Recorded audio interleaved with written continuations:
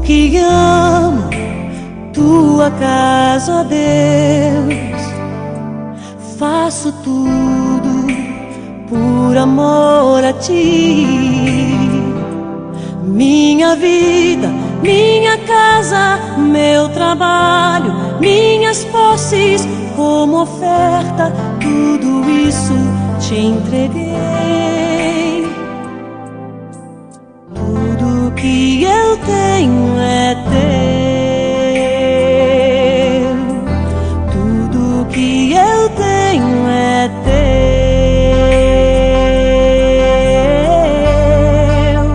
Para construir um palácio para Deus é preciso amar sem limites, adorar, adorar com atitudes, adorar com consciência. Adorar é uma virtude, adorar é a minha essência. Para construir um palácio para Deus é preciso amar sem limites, adorar, adorar trazendo ouro, adorar trazendo a prata, adorar trazendo tudo para erguer a sua casa, um palácio para Deus, um palácio para Deus.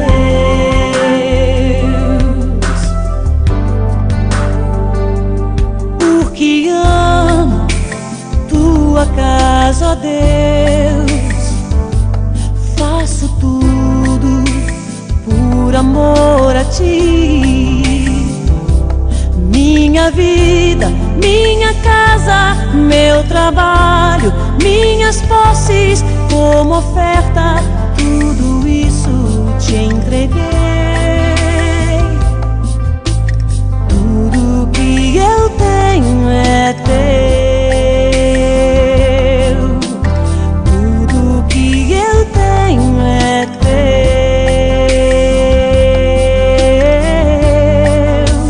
Para construir um palácio para Deus é preciso amar sem limites, adorar, adorar com atitudes, adorar com consciência.